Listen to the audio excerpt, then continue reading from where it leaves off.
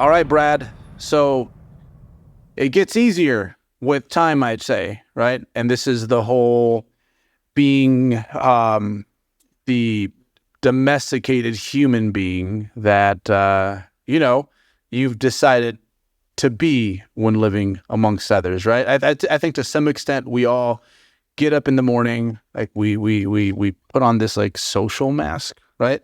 Like we try to be ourselves is what I'm saying. And what contest prep does is you just ain't got time for that, bro, right?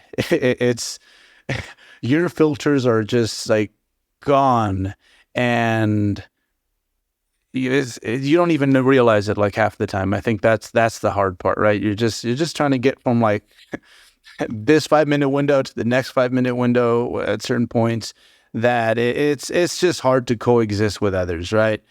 And like I said, the hardest part is it quite often you think everyone but yourself is kind of like losing it, right? Like that was my experience anyways. So would you agree with this statement, Brad, that the filters kind of come off a little bit, like when it comes to who you really are when you are going through those deep and dark like periods of contest prep? Oh, absolutely. Yeah. And I think it was you that actually said this quite a while ago, Bert, when you said something to the effect of contest prep peels back the layers and you kind of reveal your true self in a way. You know what I mean? I think that was you that said that. So, and it obviously we change, but I remember all those layers were peeled back and, 2003, 4 and, 6, 8 when I was competing back then.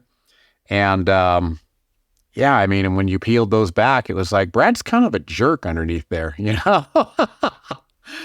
And it kind of makes you aware of the kind of person that you are, what you don't like about yourself, and ultimately what you want to work on, to improve.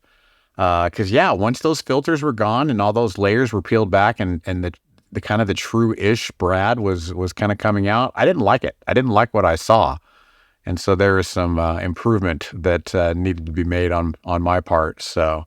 Needless to say, it's brought me to a place of a much better prep this time around.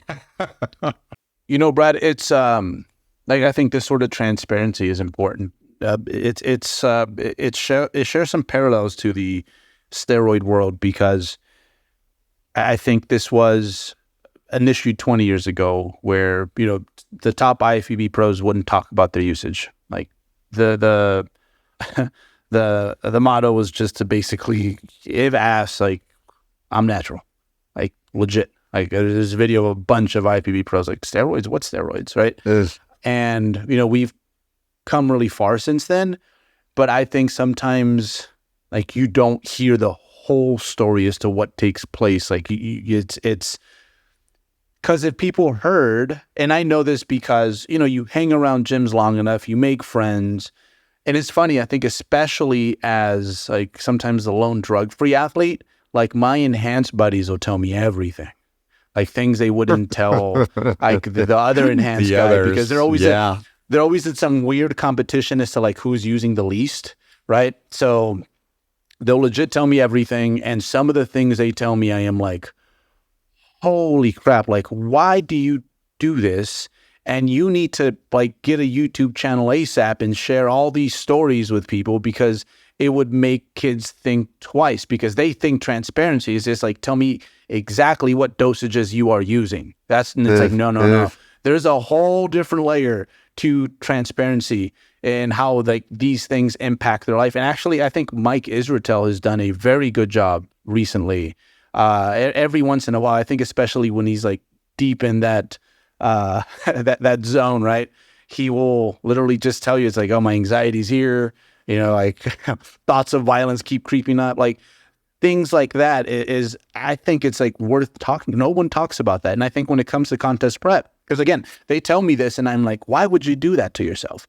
But then like, let me sit here and like talk to you about contest prep. And I think a lot of people are going to be like, especially the I think more casual, non-competitive bodybuilder would be like, so why do you guys do this? So I do think it's important to put it out there, because a lot of people just see the shots of these athletes looking great on the day of, but they don't realize that they don't realize that you can get quite ugly at times. And you're more likely than not to encounter your own version of a lot of the things we will go over today. So especially the first few outings. Yeah, for sure. Because I mean, I can honestly say that my previous contest preps made me a better person. They really did. And you're right. Nobody talks about that stuff. It's like, I'm not going to talk about, what when my true self came out, because I don't like it, Yeah. It's kind of the same thing, kind of like you talked about. And so, yeah, I think that, it was beneficial in more than one way, and it's led me to where I'm at now, which is, arguably my best contest prep, of the dozen or so that I've done, so it only gets better is kind of the bottom line. So if you feel us pointing the finger unbeknownst to you, trust us, it's going to get better. So this was this current prep. We discussed this before we went on air. You're kind of in this mode of like, lo que será, será, whatever will be, will be. I'm just going to do my thing, and that's it, really, right? Like, you're just in a totally different place compared to your first few outings. So I guess we'll start personal. You can go, I can go. Like, let's go back to, I guess things that we weren't, in hindsight, we're pretty embarrassed about, but we're willing to disclose that we've done, especially as greener athletes. You can go, I can go, Brad. Gotcha. Yeah. I mean, we've talked about these things before. Here I am at the hospital in 2003 on January 16th, and my son's about to be born. And it's like, okay, so contractions are 3 hours apart. I can be back here in about 90 minutes after I get done training chest. Peace. Not my proudest moment, right? But yeah, I mean, on more, I guess just self-reflective moments, just kind of expecting the world to be catered to you in a way. This thing's important to me, and you don't understand, and you need to understand, and you need to cater to me with this prep, and I need to make you aware of what I am going through, all those kind of things that make us feel like, I guess it makes us feel like we're important, but, and my sister always makes this little, for those that are listening, this little motion of a finger that's going around her head. And it's like, there's me, and then there's the world, and the world revolves around me, and it's like, no, nobody cares, that you're doing this. And so, yeah, when I look at several of those contest preps, that was ultimately how I felt. The world needed to bend to me, because I was doing this thing, and I think that's kind of one of those things that I am the least proud of. And it's kind of, and when I used to watch Three's Company, and I'd watch Jack Tripper do those embarrassing things, and I'd cover my eyes and run out the room, I look back on those kind of things on my contest prep, and I literally cover my eyes and run out the room. I'm like, oh my gosh, I can't believe that I did that, But yeah, shoot, I'm trying to think of like maybe some new old stories that I could reveal, and I mean, none really come to mind, but the ones that stand out are the ones that kind of, I don't know, it's just kind of, it makes me realize the very immature, just the self-indulgent, self-righteous, just, it made me realize how vain I really was, and how selfish I really was, I think on the surface, the sport, I think to the layperson can kind of seem selfish, but it's coming via the, I just want to be as sexy as possible. Like I care about the way I look, sort of, but it has nothing to do with that, because what it is actually is, what you're doing is you're putting these humans with plenty of food, again, like domesticated humans, right? It's like we are like dog and wolf. Like it's that different what a human is compared to a human like 100,000 years ago. It's like most of us would die in the forest like, if we were stranded there in a matter of weeks, right? So what you're doing though is like you're placing these people in these environments with like a lot of scarcity, right? So your body's literally just afraid that it's going to die. It's like, you know, the real selfish bits of you come out because, you know, in those sort of situations, like during fathoms when they were like for real, when they are for real, it is kind of like every man for themselves. Like, sort of, there is that threshold, right? It's an excellent point. It's an excellent point, right? Like it's crazy to people, but like contest preppers like get to the point where they will guard their food like a dog guards their bowl, right? Like they can't even eat like in the same room as their coworkers during lunch. Like they have to take their food to their car because it's crazy, right? It's like they are not going to hold you down and take away your food, bro. Like that's, and they know this, the reasonable part of their brain knows this, but they can't help but be anxious. So you literally go primal brain. And like when things are that scarce, there really isn't a whole lot of time for others, right? There's not a whole lot of time for like the extracurriculars. It's like you get down to the essentials and your brain is operating in a very simplistic way. So you're selfish, not because you want to be this very sexy person. You want everyone to like love your body. It has more to do with the fact that you're doing this thing where you're restricting like what your body needs on a daily basis for these long periods of time. So other humans kind of, they freak you out and they're not as important to you. In your mind, they don't matter. Yeah. They don't matter. Yeah. So excellent point. That's an excellent point. And these mechanisms, there's switches that like we all have as humans. Like we wouldn't be here as a species if we didn't have this gear in there that's just waiting to be activated should the right circumstances come up. So that's what happens. Like all of a sudden this contest prep becomes that important. And again, it's like all these signals getting mixed up and you lose a lot of friends and your parents don't like you and everyone hopes it's just kind of a phase, right? So the good news is that, when you do go through these phases, it's a good, whatever, because everyone's a little different, right? Everyone experiences it, this sort of environment we create for ourselves a little different, right? Like different individuals will express it differently. And I think, you can look at this from like, this sucks, like that sort of perspective. But one of the things that keep making me go back to prepping is I want to be in that situation again. And I want to learn more about myself. And this way, when I am well fed, it's like I can do better because that's still you at the end, right? It's just just how you're so much more. I mean, put it this way, right? Like when we are well fed, like a long day can beat you up pretty bad, right? Where you get home and you're like, whew, like I'm capped. That is it. And when you are prepping, it's like similar day. Yeah, it hits you. It's just, it takes less, right? So it doesn't have to be, right? It's the same things that stress you are there, whether you're eating enough or not eating enough. It's just that when you're prepping, that threshold's a lot lower, so they poke out. So a lot of the things I learn are just about like how I annoy myself and how I make my life harder for myself. Like that's a big one. Like I didn't realize how much I hated a messy desk.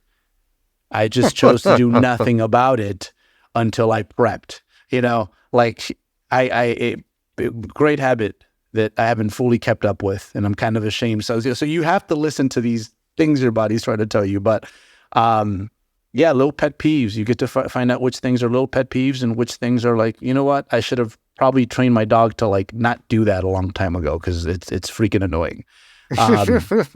But and same things with yourself, right? Like so, I remember my first contest prep. This was it really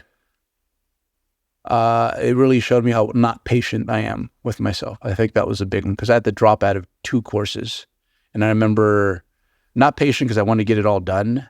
And I was way too frequently, I figured out, I was committing to things that I could do on like my most perfect of days. Right. So, and like in hindsight, like there would have been an argument for like, you know what, you're stopping this prep and you're going to keep going to class.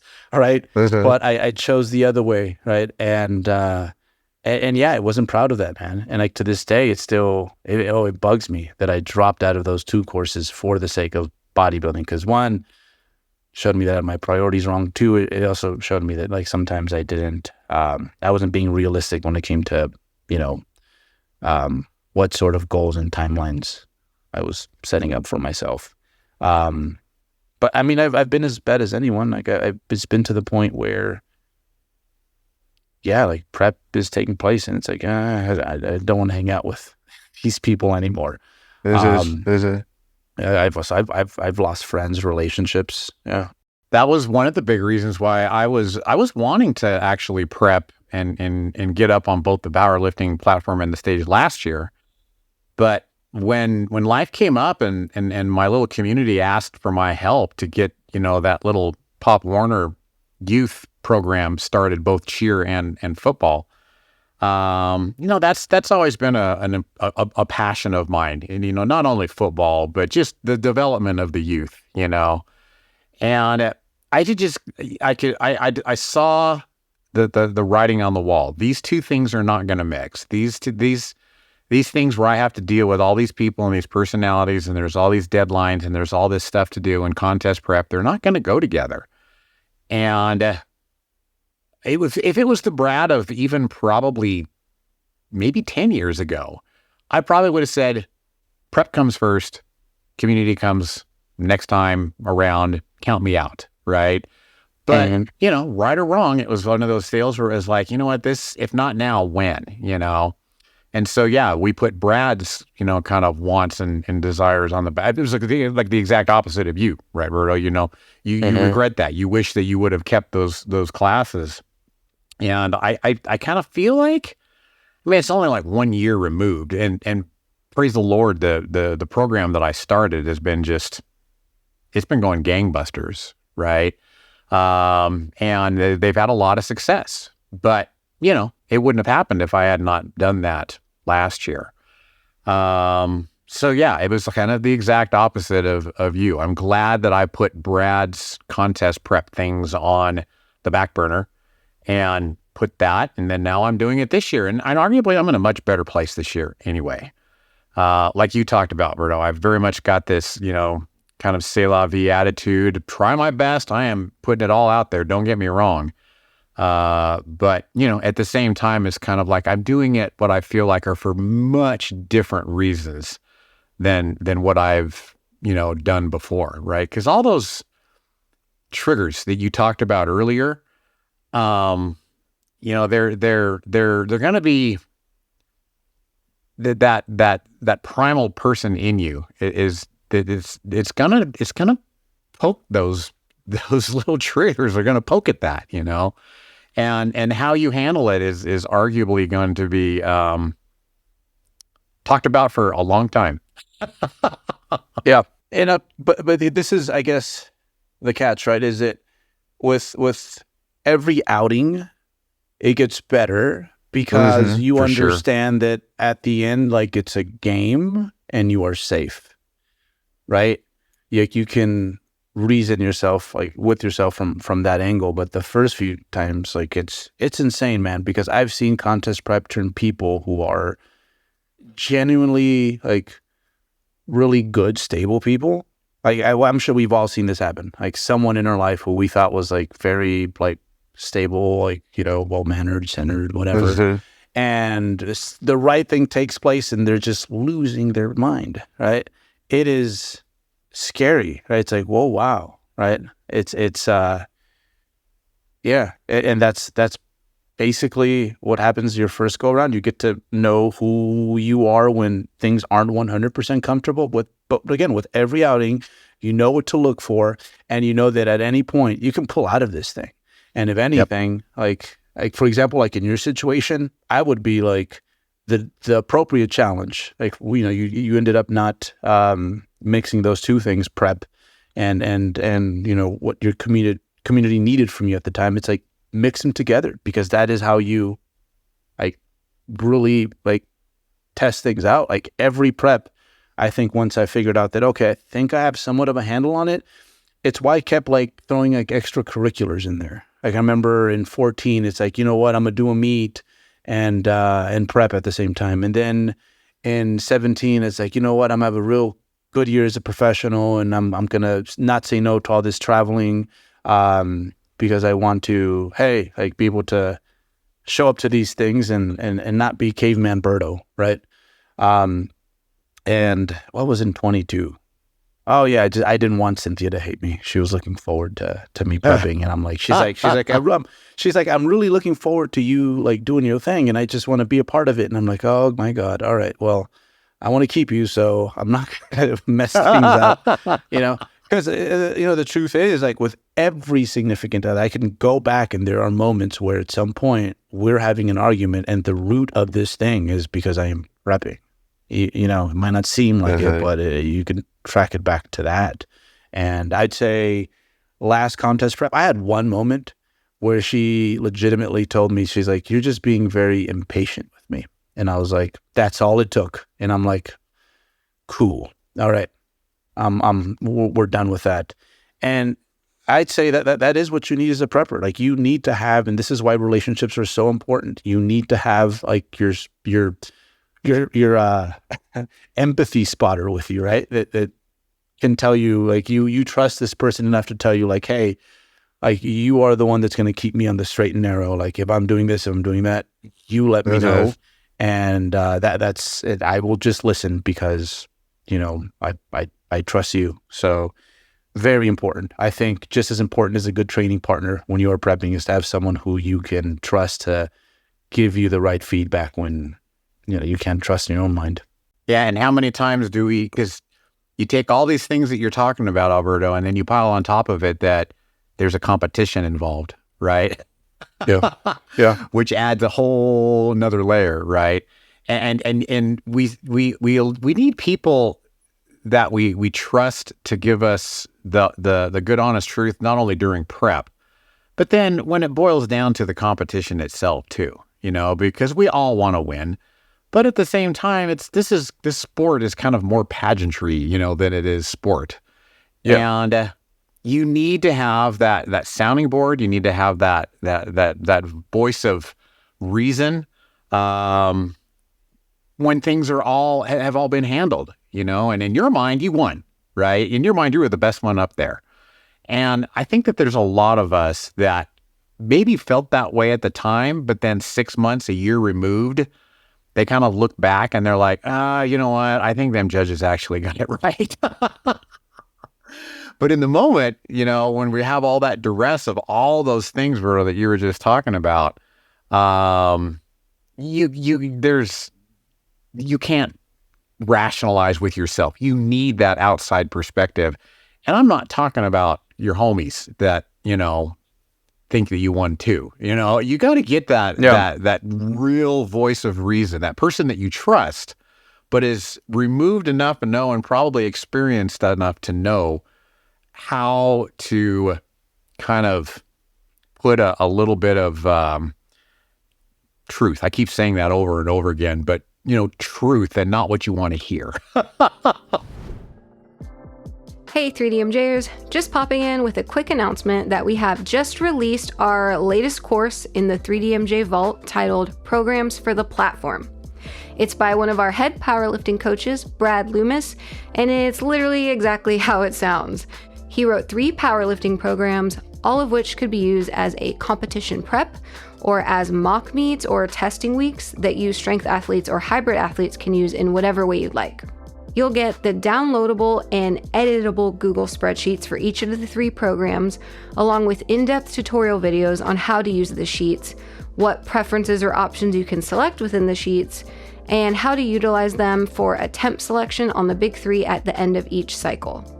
There's the Find Your Max program, the Big 4 program, and the Big 6 program, which vary a little bit in frequency and ability to add accessory work within them.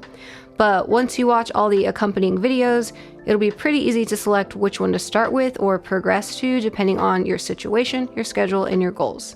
Programs for the Platform is now the 26th course in the 3DMJ Vault, which is our online learning platform of organized video-based education for serious lifters. You can get all access to all courses with a one-time purchase of a lifetime VIP membership or a one-time purchase of a single year VIP membership. Either way, as of 2024, this is not a recurring subscription any longer. You choose your single purchase option and you get to see everything in it for a year or for a lifetime. You'll get foundational courses like nutrition fundamentals for lifters, personalizing your program, calculating your calories, bodybuilding program design, calculating your macros, and the lifting library. You'll also get more specific accessory courses like the Advanced Deload Guide, Transitioning Away from Tracking, The Godfather's Guide to Posing, the Lagging Body Parts course, the Physique Photo Guide, and more. So head on over to 3dmjvault.com and sign yourself up for a VIP membership today. That's 3dmjvault.com to get all access. Thanks so much for listening and enjoy the rest of the show.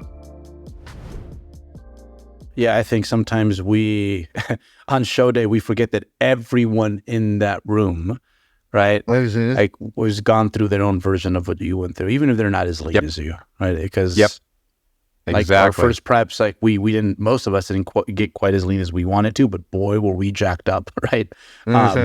So but it reminds me, so here's one thing I feel like I still need to work on when prepping.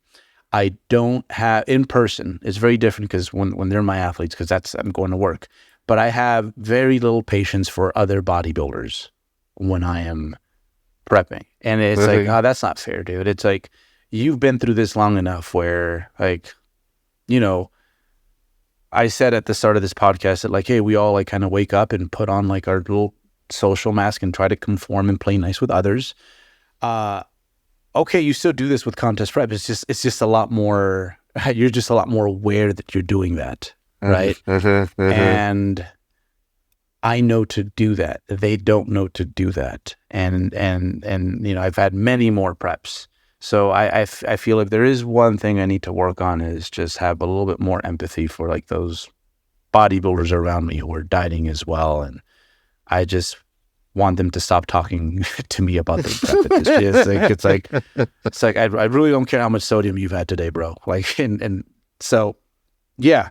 But you know, at the end, I think goals are like, that's a huge incentive. It's like when you pick to do something, it's not just about getting there, but like what the destination hopefully turns you into. So like, I think bodybuilding, like if you do it right, it's like, man, to like put yourself through that sort of test. Right, because like how many people like in developed countries get to say that like, dude, I've actually experienced like this like caveman like levels of starvation, like, hunger, you know, like the kind that like legitimately the first few times you do it, it takes months for you to recover. Right, it gets a little bit easier that as well. Right, but which on that note, the recovery process, I think this would be a good time to throw in,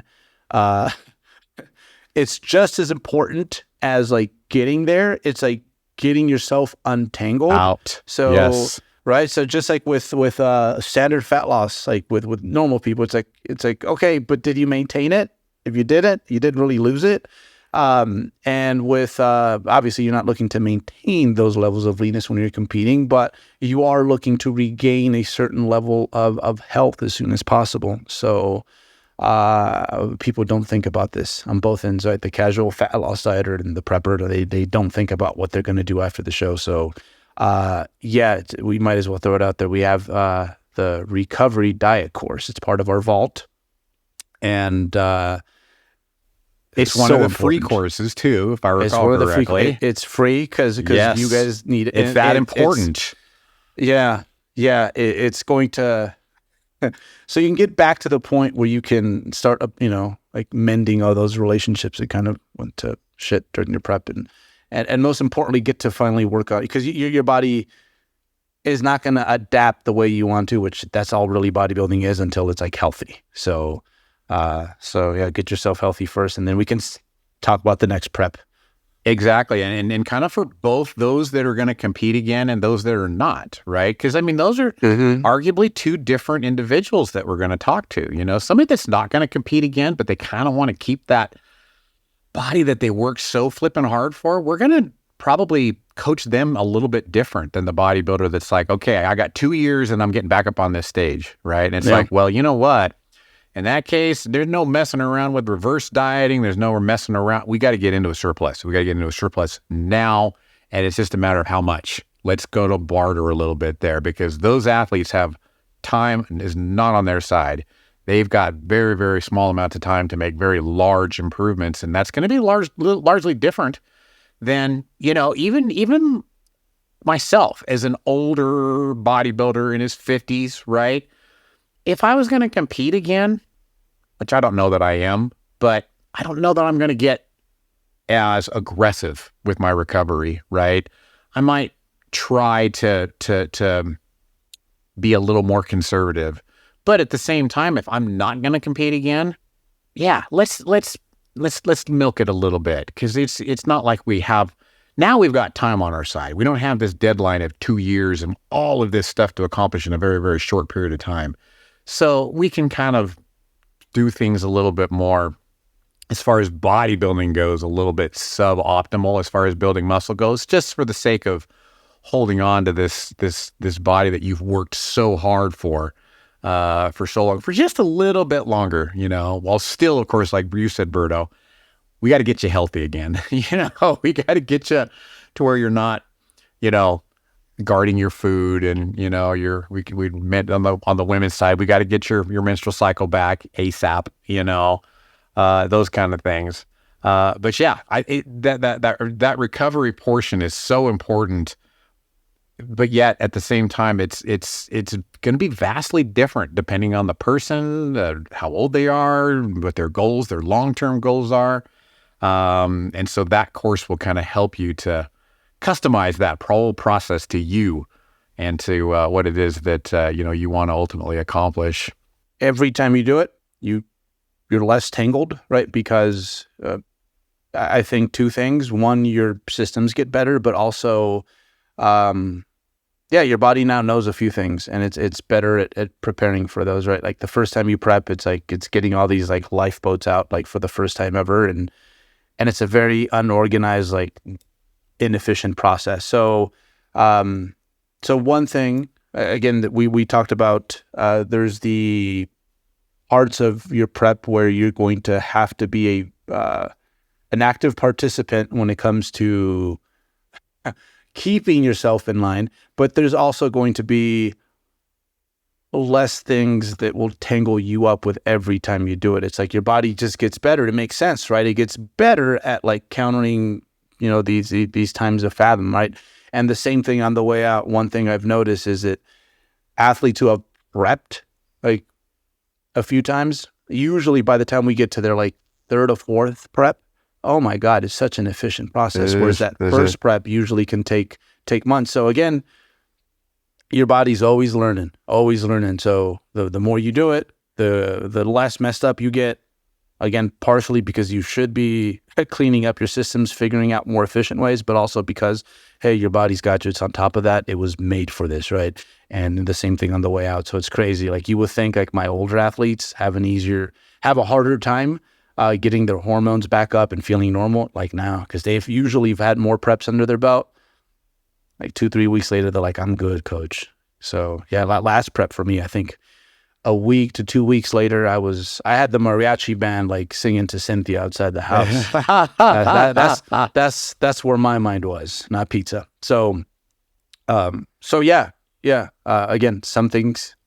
That's that muscle memory. It's more than just muscles that have that memory. It's amazing. The human bodies that has the incredible adaptive ability of it. You know, it's even 10 years removed. I'm. Oh yeah, my body's remembering a lot of this stuff, you know, and the nice thing is up here in the little melon head up here, I'm recognizing these things, and there's more awareness of it, but the body's remembering these things. So I guess, Brad, like we tell people like, hey, don't just say you want to contest prep, like know what you're getting into, right?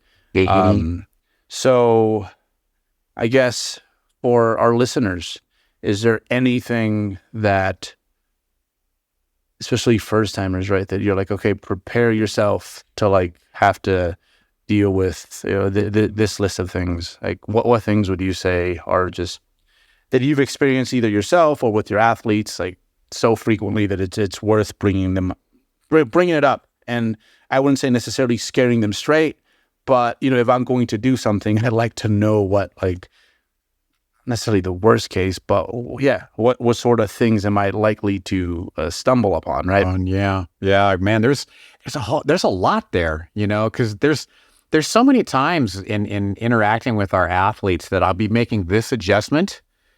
Here's why. Here's what you can expect. And it's not only the expectation is that I'm trying to prepare them for is not only, the numbers wise, it's kind of like, okay, you know what, we're going to make this adjustment. We're not going to get this immediate response. It might be a little bit delayed. There's the X's and O's and the Jimmys and Joes and the numbers, but then there's also, okay, you know what, we're going to make this adjustment. You're going to feel fine. You're going to be like, Coach, I got this. And then all of a sudden, out of the blue, 5-7 days later, it's going to be like somebody just shut the energy switch off and you're going to be dead. And you're like, why is this happening, Coach? Those are the kind of things I need to expect, you kind of prepare you for. It's going to be fine the first few days after we make this adjustment. But then the body, those adaptive responses, it's wanting you to eat, and it's going to turn that energy switch off, and it's going to turn that hunger switch on. The nice thing is you're not going to live there forever. Your body's going to kind of figure it out. It's going to submit, it's going to adapt, and then eventually it's going to turn the hunger switch off and the energy switch is back on. Now, it's not going to be magic and better, like it's just like you never were prepping, but there's an ease to it, and so those kind of things are kind of what I like to have people prepare for, because when you're in the thick of it and it's kind of like you're in that fifth day and you're like, oh, I feel great. And then all of a sudden the sixth day, it feels like that was 2 weeks ago. And it's like, no, that was just 4 or 5 days ago, that we talked about that. It just seems like it was 2 weeks ago because you're in the thick of this thing right now, and right now, I shouldn't say right now, the last couple of weeks since I've been kind of digging, I forgot about that dead leg, just tired all the time feeling. And I remember this so vividly. It was usually my second prep in 2004. I started working graveyard shift at the hospital, and I was an x-ray tech, and I was on my feet all the time. So I was on my feet all the time, arguably probably getting 20, 30,000 steps a day, And I just all the time had this dead, and I remember my coworkers would kind of make fun of me because I would grab an office chair and I would take it over with me to the monitor where I had all my images hanging up there, and I'd sit down. And I just like, this is what working nights is like. This is what being on your feet is like, 20, 30,000 steps every night. Your legs are just always dead, And it wasn't until after contest prep was over, after the shows were over, and I was actually fed, my legs actually felt normal. I didn't have to drag a chair across the room to my monitor and sit down while I was evaluating and manipulating my image. I didn't even know that. I just thought it was just a normal thing of working nights, and being on your feet all the time. You always have this dead leg feeling, right? That's another thing that I like to kind of prepare people for, because my body remembers it, and I have this awareness of your legs are always going to be dead. You're not going to feel like doing anything. And, God bless Jeff for taking me on as an athlete right now, because right now his protocols are what is keeping me afloat. We're on the 1,700, 70,000 step program, 1,700 calories a day, 70,000 steps a week. And all I want to do is just execute. I don't want to think about it. I don't want to think about if it's working. I don't want to think about, if it's making me too flat, dead legs, I'm tired, doesn't matter. He's given me my numbers. I trust his coaching implicitly. I'm living for meeting those standards that he's outlined for me. So, I guess we plugged the recovery diet before. Now we'll plug coaching, because right now I'm living for Jeff's protocols and meeting and executing those protocols. Yeah, those are the big things, and I could go on and on and on and on, needing to practice your posing and you don't feel like it, you're in that harsh lighting. It's not very motivating to see yourself in that harsh lighting. In fact, if anything, you're just going to kind of, like you guys said earlier off the call, you're just going to kind of shit on yourself, but you just got to trust in the process. You got to put one foot in front of the other. You got to execute and just, know that, you want to give 100% into this thing. You don't want to just kind of half-ass it, because you'll only regret it later, which is something else I could talk about. But I'm going to shut up and let you kind of talk a little bit, Berto, because those are the kind of things that I kind of think about to prepare my athletes for, that they don't know are coming. I think the obvious one is just, you will view your physique differently for a long time, and for some people forever. Hopefully it's not like that for you. But the first time you get lean, I mean, think about it from this perspective. It's like whatever that Gen 1 transformation was for you. Like maybe you wanted abs for the summer, right? You wanted a bicep vein, whatever. Like when you weren't at that state, anything that wasn't that just felt like, oh, this is fat me, even though you probably looked better than, previous versions of yourself. So contest prep is like that times 100, especially if you get in like what is true contest shape. I remember the first time I got lean, and personally, I'd say that knowing what we know now, like taking that kid, I probably wouldn't have gotten him as lean as he was. I probably would have stopped maybe 5 pounds over and been like, hey, because we're not looking to cash athletes out like this year and like make posters about their success and, use them to like, hey, we're great at coaching, like that sort of deal. Like we want to forge careers, right? So I think for me, like that was close. I think the first time I got lean, I probably should have just competed 5 pounds up, because what ended up happening is anything that wasn't striated glutes for a good 6 months felt not right. Okay. Right? Like it was crazy, bizarre. Like it's like, man, I don't have like veins in my hamstrings. Like I feel fat. It's like, bro, that's not normal. So what I like to do is remind my athletes, once they get to the point where they're excited about how they look, and I try to catch this as early as possible, right? I try to remind them how happy they are about the way they look right now, right? And it's like, hey, remember your excitement when you saw, I don't know, a young lady saw quad separation for the first time. It's like, remember what this felt like, because it's going to feel bad. It's going to feel like a terrible body comp on the way out. So remember this, because eventually a crazy version of yourself is going to try to convince you otherwise. So that's one. The other is you will be overly preoccupied with food to a point where it's, it's just unhealthy. It's weird, I kid you not. I have a buddy who competed in 2007, 8, one of those. And he got into baking then, and he's still kind of into baking now. And I think it has to do with that. So like he was not into that at all. So, I mean, think about it, right? Like we're wired to protect ourselves from fathom, right?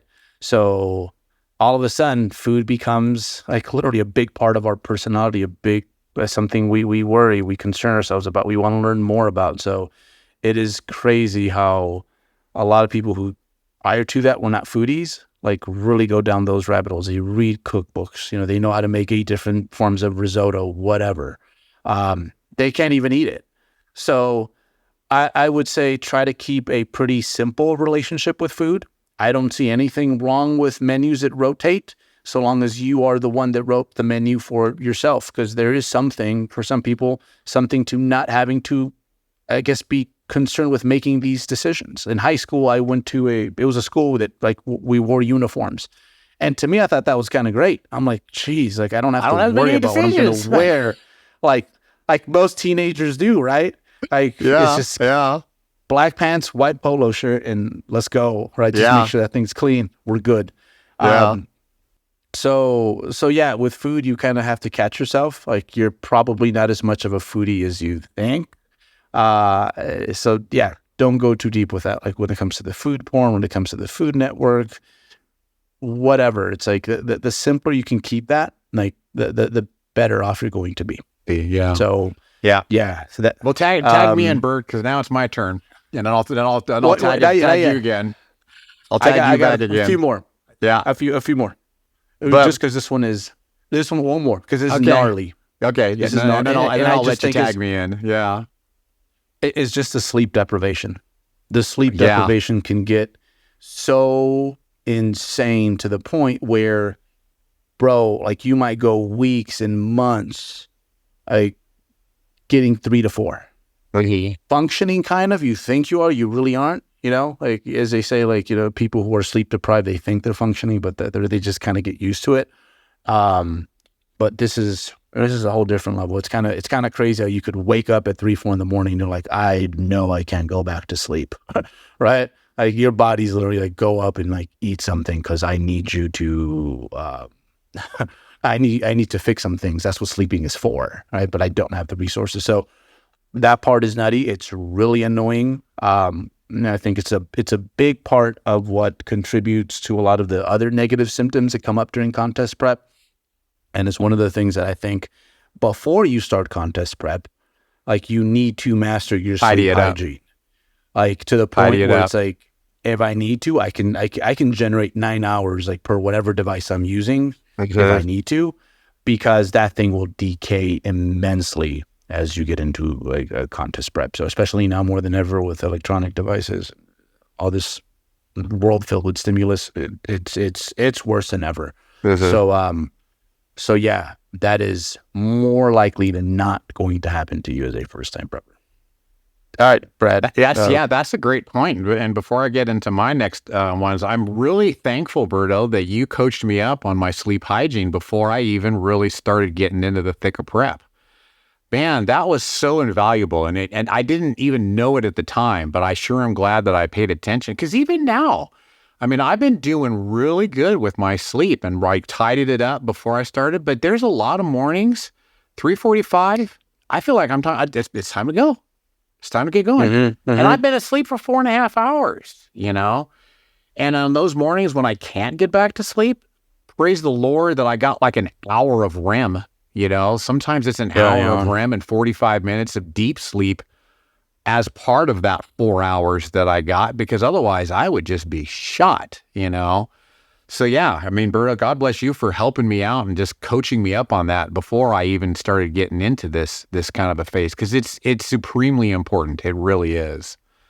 One thing that I wanted to talk about was that feeling of feeling guilty when you're not hungry. You know, you kind of start searching for hunger in a way, and you're like, if I'm not hungry, it's not working, you know? And if I'm full, I feel guilty for being full, you know? That's kind of something that I've felt here as of late. You know, I'll have myself a good meal, have a nice full tummy, and then I'm like, wait a minute, I shouldn't be feeling this way, you know?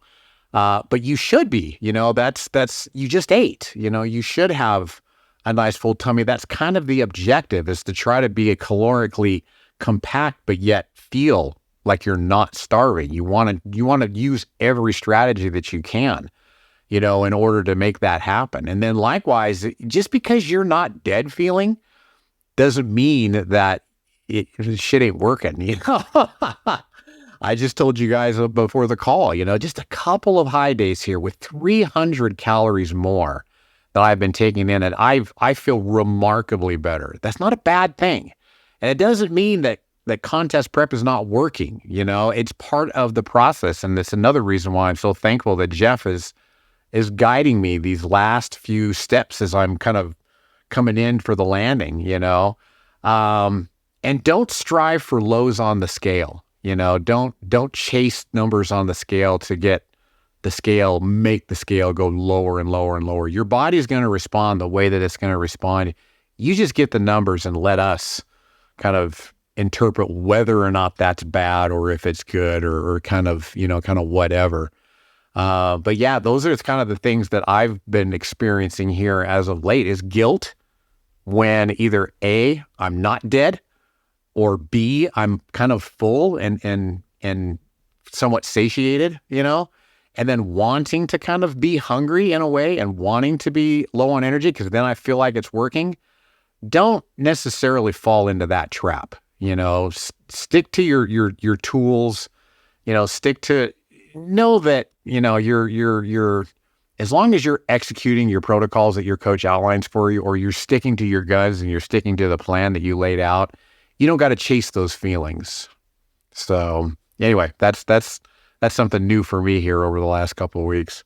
All right, Bro, I'm going to tag you in now.